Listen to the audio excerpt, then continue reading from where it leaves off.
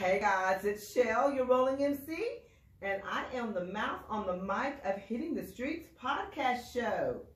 Today on the show, I have Mr. Calvin Holland, who is running for the school board. Calvin, please introduce yourself. Hello everyone, I'm Calvin Holland.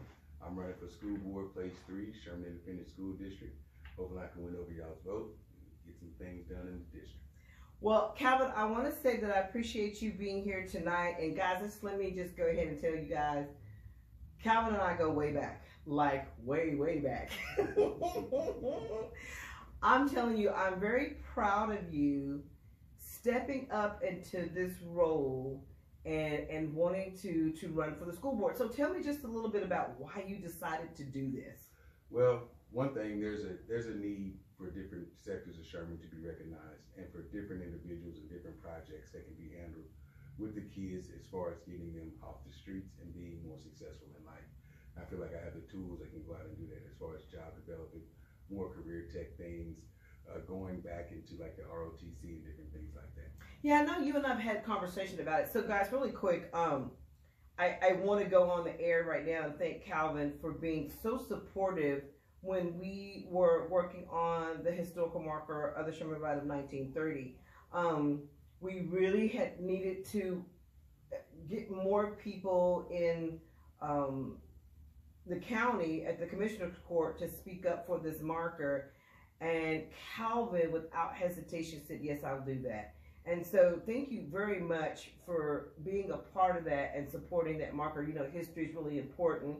And so with that being said, let's talk a little bit about you being the school board member and the things that I'm hearing right now that I want to ask these questions, okay? Okay. All right. Okay.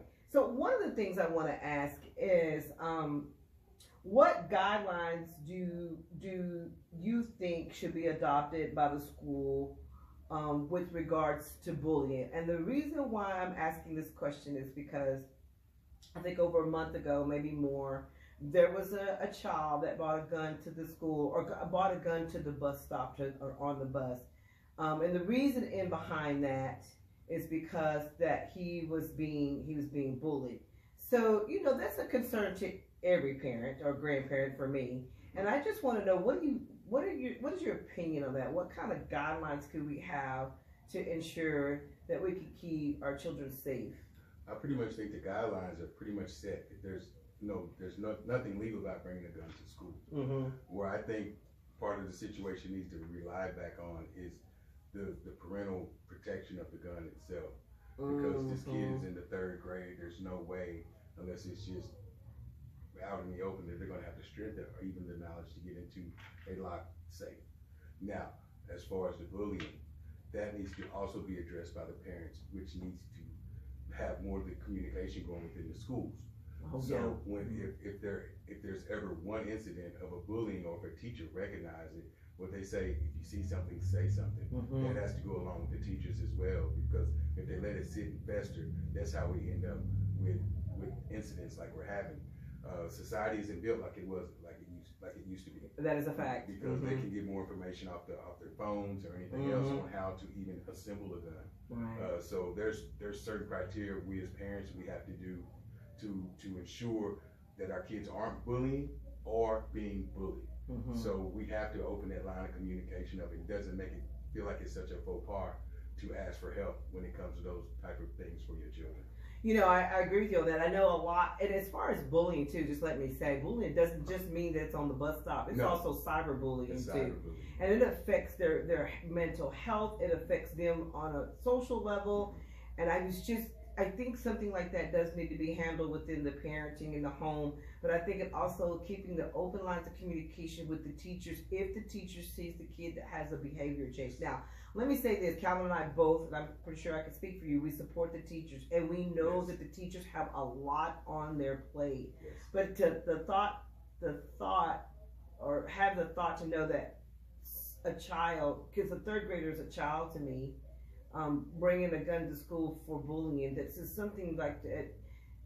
It draws a concern because I have a child of the same age. When I say a child, a grandchild of the same age. Right, so, right. But yes, keeping the communication open. That's very effective. And also, we don't know if there was any communication between the parent and the school. Yes. We don't really know yes. as far as that. And then if there was communication, mm-hmm. where did that communication fall off? Because there could have been lives at stake by that one misdrop of the ball.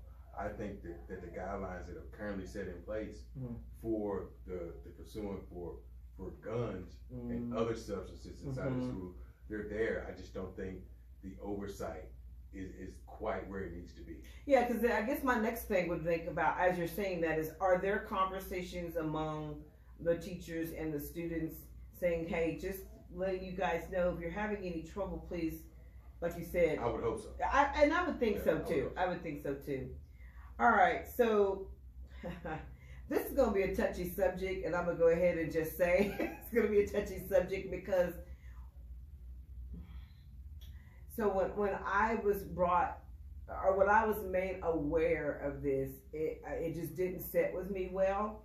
Calvin, so this is the reason why I'm going to bring this to your attention, because I would like to know how the school board will handle stuff like this. And so let's talk about what's been happening, not just in our town, in all towns, state, the country, the inappropriateness of books. And so what I want to know is what deems inappropriate? Like, what's inappropriate in a book? What are they deeming that as? Like, I think a lot of this stuff that's going on right now, that it's beyond our control, obviously, the critical race theory, inappropriateness in books, the banning of books, things like that,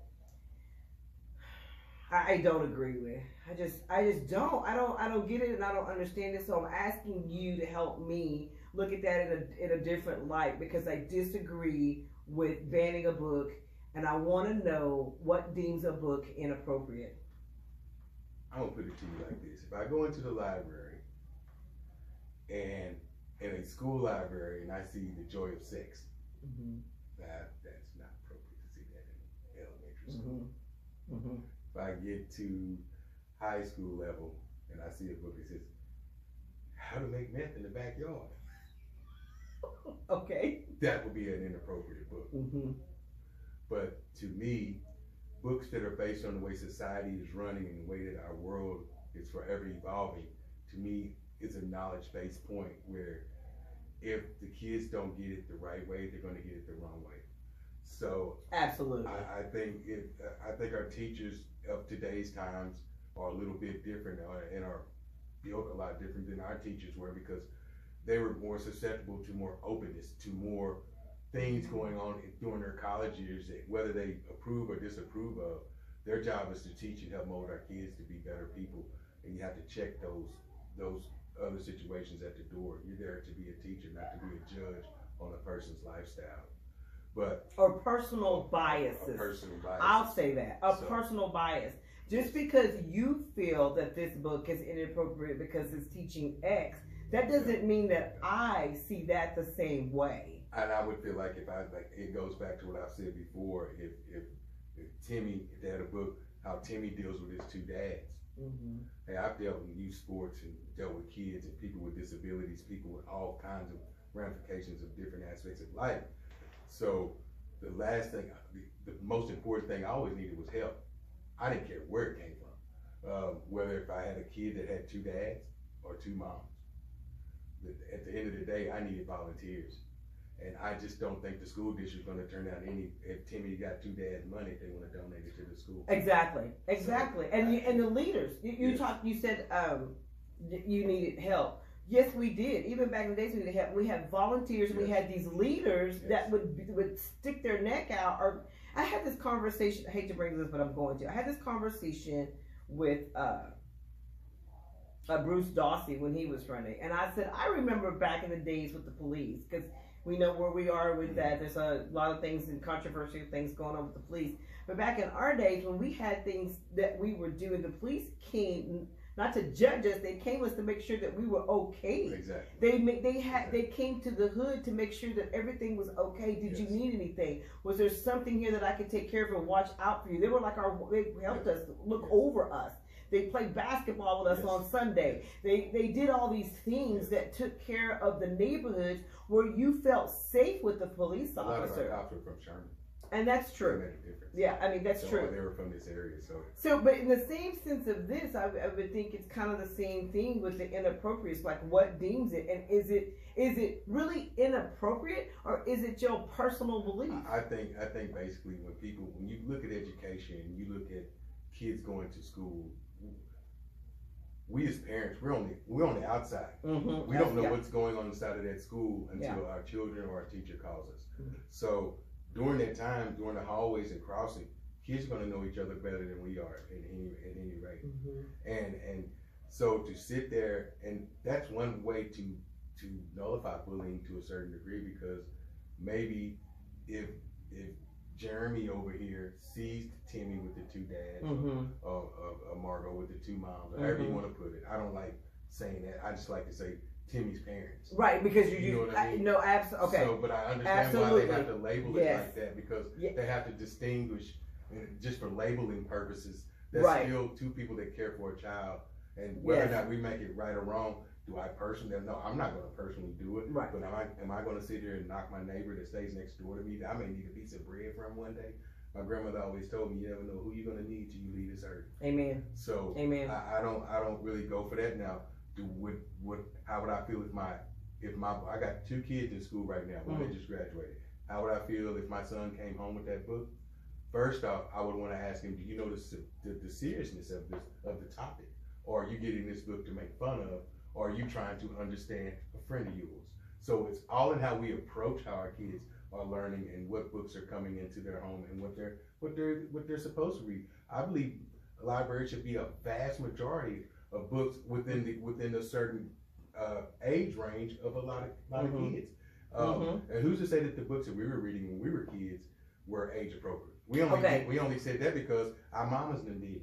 Well, true. And one of my friends, that was kind of questionable. Oh yes, one of my friends had said, I think even in her high school, she read a book that was probably didn't need to be in the library, and I was like, oh my God, I did too. But here's the thing with us both. The difference is my mom sat down and talked to me about what I was reading. She explained to me that this is what this means.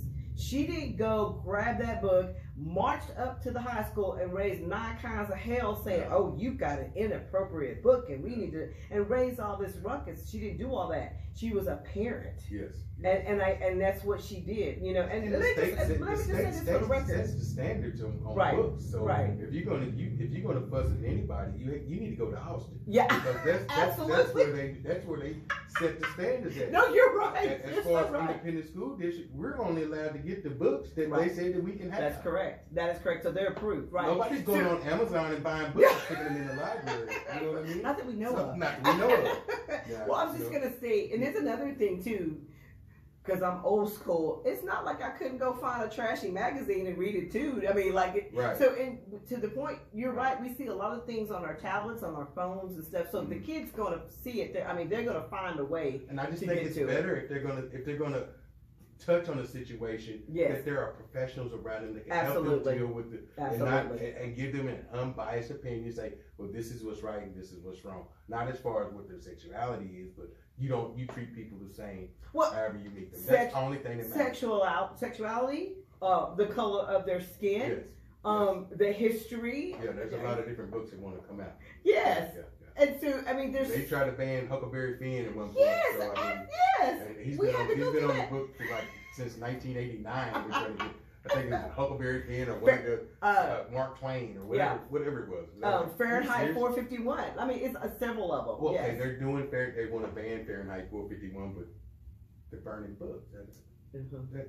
I know. Yeah, exactly. Okay, so thank you. I know this subject is kind of like touch, but you know, I feel like as a community we need to come together to ensure that our children are getting the best education, the best books to read, the best place to go to get that information. You know, to me, knowledge is power. And you said something, even when we were talking before we started, I asked you about that, and you said about the inappropriateness, and you said an unread book. Yeah. Yeah, it is. Yeah. That's the most inappropriate thing. Yep. It's an unread book. It's an unread book. If you don't, you won't know if a book is good if you don't read it. Exactly. You won't understand the bindings of that book. Somebody took the time out to write that book. Somebody took the time out to say, hey, this book it's an approved topic for all age levels, or because you're not going to get Mark Twain in Fairview. You know what I mean? Yeah. So that's going to be a more of a, intermediate to, right. Junior high school level. So I don't really get who books they trying to read now. In third grade, I mean, I just don't. Yeah. I don't get it. So I don't think that's going to be a problem with the community with me when it comes to banning of any books. Good, because I'm going to be the first one up there if that happens. I go on the record and say that. Now, if they come in with some Hugh Hefners or some stuff like that, no. then we got to sit down and have a conversation. Okay, yes, I agree. You know what I'm saying? Yes, I do. Right. Okay. All right, so how do you discuss topics where there is strong disagreement and remain civil?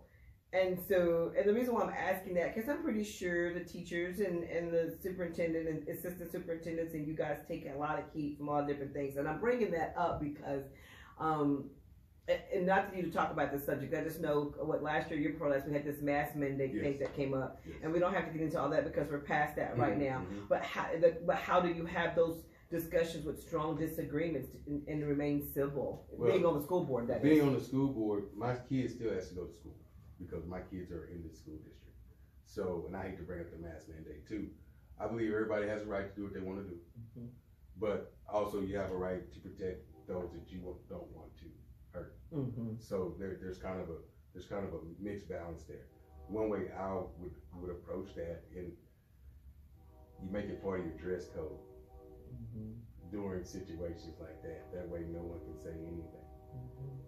Or to the point, if a parent knows that their kid is highly likely to get seriously sick, put a mask on the kid. I'm not going to tell nobody what to do in their house, but when you step on the campus, you got more people to hurt than you do when you're at home, and we don't know what's going on in people's homes. So I don't want to draw that line. What I'm going to do is take the good points from the people I don't agree with and try to mesh it with mine, and you try to bring happy medium. Compromise. If you can't do that, then no one needs to be on the board, because I'm not going to agree totally with everybody on that board. But guess what? I have to have the, how do I want to put it? The being practical, but yet optimistic.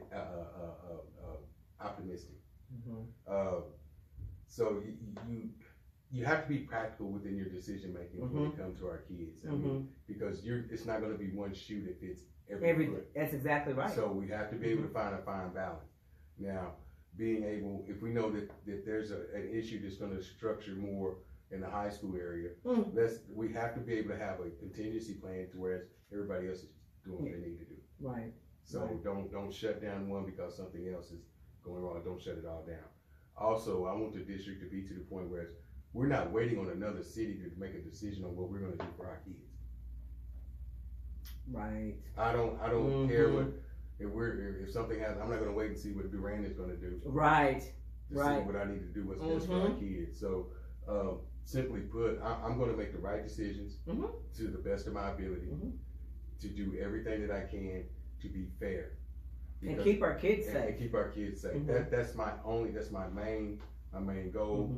And to be an attractive district to where when people come here, that's the last thing that they want to worry about is how are the school systems. Okay. I So, like that. and I think as the city grows and we get into this, and they start saying, hey, this Sherman's a pretty cool city. I go and I look on the computer, we got somebody look like us. Yeah. So, and to a certain degree, diversity, all that. Just a little diversity. Yeah. I'm not, and you got to look at that. And when people speak on diversity, you also have to look at the overall population of a certain demographic group. So I think we only make up like 10 or 11% of Sherman. So, I mean, that could very well change at any point in time. That could very well change. Yeah, we're growing. Yes. Yeah. So, and not only that, because some people may like to see, you know, because there's a lot of ideas that come from a different area because none of our kids are the same. Yes. So we have to be able to. It's kind of hard to put up a disciplinary plan if neither the person on the board or the person who's writing up the plan's never been in trouble. There's just different things. If you need help on that, I can help you on that. I got a little experience. So I got a lot of experience of getting in trouble. I got a little bit, not that much. Okay, really quick. I'm trying to watch the time. You're good. So when you and I first started talking about this, you brought it to my attention about bringing back, and you said this at the very beginning, the ROTC program shop. So tell me your reasoning in behind bringing those type of programs back to our school system. The more activities we have for our children, the less likely they will get in trouble. That's just my firm belief. Also, we can turn those programs into more of a structured program, whereas if the kids are getting in trouble, you know, we put them into like the BAP or and then we can make them slide into the ROTC for a little more discipline. Not saying that this not coming from home, but to show them kind of how to act in public. I mean, I wasn't in the military, but I would have loved to be there. I think I've probably been a career guy, and I'm not trying to rub my feelings off on these kids, but I know with today's society, the more time that we can spend them away from doing this, looking at their phone, the better that our kids can be more well-rounded as far as thinking and being around critical thinking outside of looking it up on Google. And as far as the shop class, the building trades, I want to be able to build, because that's my background is job development. Go out and develop jobs for these kids that when they come out of a shop class and auto mechanics, they're one step away from getting their ASC certification. Getting involved, because we're not going to always have geniuses. We're not going to always have Einsteins.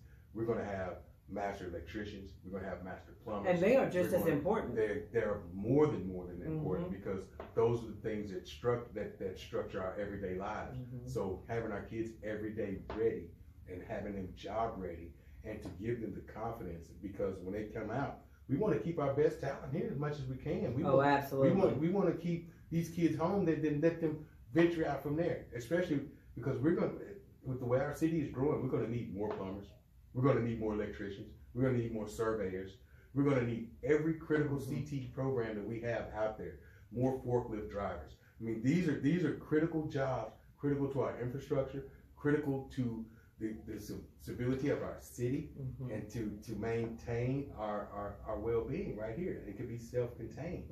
Also, we got this big school that start hosting these events. That will stop a lot of the big out-of-pocket donations, because they can be more self-funded.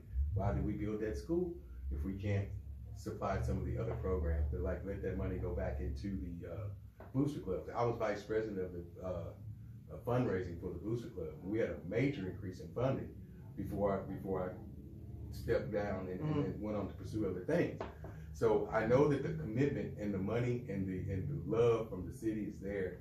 They just kind of want to know who's out there pushing it for them. And I feel like I have a facial recognition and a name recognition that people can trust and they can rely on. Then I'm just going to do the right thing, period.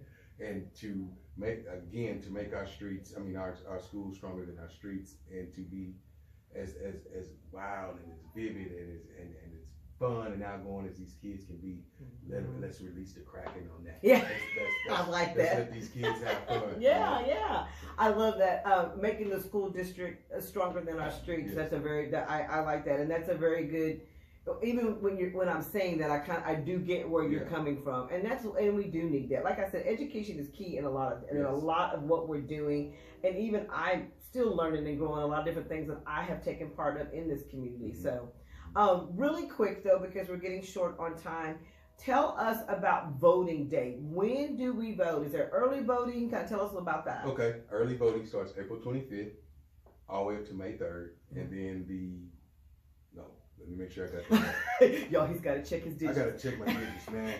I give it out so much, I keep forgetting. But I know it starts April 25th. Now, what I do know is that today was the final day. I don't know how it works if you're online to register to vote. So Okay. if you don't get registered by today, I guess at midnight, I'm not sure. Sure. You will not be able to vote in the school board elections. Okay. So I'm still. So make sure, guys, you check to make sure that you are registered to vote. Yes. Today's the deadline, and then today is April the 7th. And here's the deal: when I drop this recording, it's gonna be too late, Calvin. But okay. It's gonna be too late. I know, but I'm so sorry. Right. No, you're fine. But no, early voting starts April 25th through May 3rd. I was correct. You were right. I thought I was correct. Okay. So, but the general turnout is going to be May the 7th. Oh, gotcha. Now, we have various different people on there. I'm going to be number 2 on the ballot, so don't pick the first name. Oh my God. But no. Oh my God. Did y'all hear that? Yeah, it's a plug. It is. But yeah, and we got very good candidates running this round. That the people that are the newcomers that are running. Sure. I think they all can bring very innovative ideas.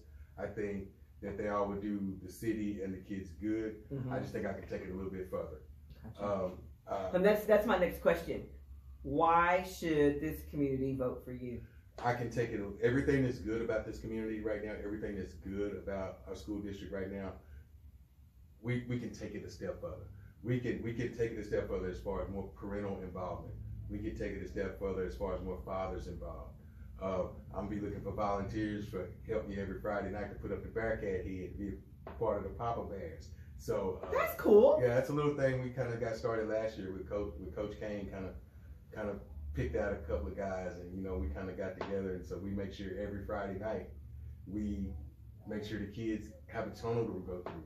A quick story about that: we were in, I can't remember, I think it was in Tyler, and the blower went out. Goodness. So we couldn't. Part of the Bearcat head blowed up, and the other part just failed even faster. Oh no! So it was 4 of us. It's 4 dads, and so we were like, well, what do we do? The kids are like, we want to run through the tunnel. We literally were going to stand there with our hands like this because that's the dedication that we have. Those are the dedication. Those are the things that those are the moments you can't get back. And if there's anything that I can do to break that glass ceiling of going out and letting these fathers know that it's okay to have fun with your kids, and because those are memories you never get back. And I enjoy everything. If you follow me on social media, it's about my kids, not only when they're doing something good. I may just say, I love you, and I love you goes a long way. Yeah, absolutely. And so we can still be a big gruffly guy on the outside, but still that loving father on the inside, loving father and a loving citizen. Yeah. And committed public servant. That's what it's all about. I'm not in this to build a business. I'm not in this I could be sitting at home, and if I didn't feel like it was a need to run, I would not do it. So please, guys, go out and cast your vote for Calvin Holland III for school board. You will not be sorry.